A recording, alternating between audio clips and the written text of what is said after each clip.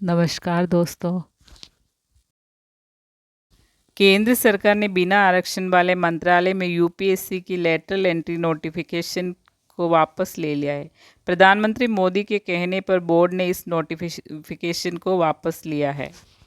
लोकसभा चुनाव 2014 में ऐसा माना जाने लगा था कि मोदी का लहर चल रहा है। 2019 के लोकसभा चुनाव में भी ऐसा कह सकते हैं कि मोदी मैजिक चला और बीजेपी ने 2014 के अपने ही रिकॉर्ड को ध्वस्त कर दिया और 303 सीटों पर बाजी मार ली थी।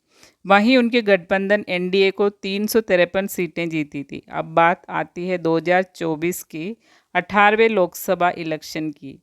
पीएम मोदी, जो कि बीजेपी के प्रमुख चेहरा थे, 2024 के आम चुनाव के नतीजे बीजेपी के मुताबिक नहीं रहे। बीजेपी को 240 सीटें मिली तो वहीं अलायंस को 392 तक पहुंची।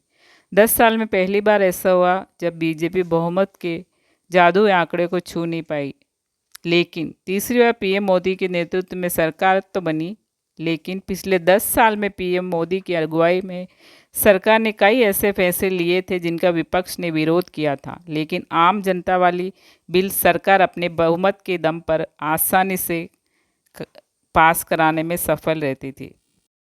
तीसरे कार्यकाल में नरेंद्र मोदी सरकार वक्फ बोर्ड संशोधन बिल लेकर आई थी। इस बिल को लेकर सदन में जमकर हंगामा हुआ। विपक्ष ने सरकार को इस पर सदन में लगातार घेरती रही। सरकार चाहती तो इस बिल को पास करा सकती थी, लेकिन बढ़ते विवाद को देखते हुए सरकार ने इसे जेपीसी जॉइंट पार्लियामेंट्री कमेटी को भेज दिया। तीसरे कार्यकाल के पहले ही मानसून सत्र में केंद्रीय मंत्री अश्विनी वैष्णव इस बिल को पेश किया था। इस बिल को लेकर न केवल विपक्ष बल्कि डिजिटल न्यूज़ पब्लिशर्स और इंडिविजुअल कंटेंट क्रिएटर ने सरकार के इस कदम का विरोध किया। अतः ministry of information and broadcasting ने सोशल मीडिया एक्स पर इस बिल को वापस लेने और इस नए मसौदे के साथ इसे लाने की जानकारी दी। मंत्रालय ने आम लोगों के भी इस पर राय मांगे हैं, जो कि 15 अक्टूबर तक का समय दिया है। वित्त मंत्री निर्मला सीतारमण ने 23 जुलाई को बजट सत्र में ये बिल लेकर आई थी। इसमें सरकार ने कुछ ऐसे प्रावधान किए थे जिनमें बिजनेसमैन से लेकर आम आदमी भी काफ़ी सरकार के प्रति नाराजगी जताई थी।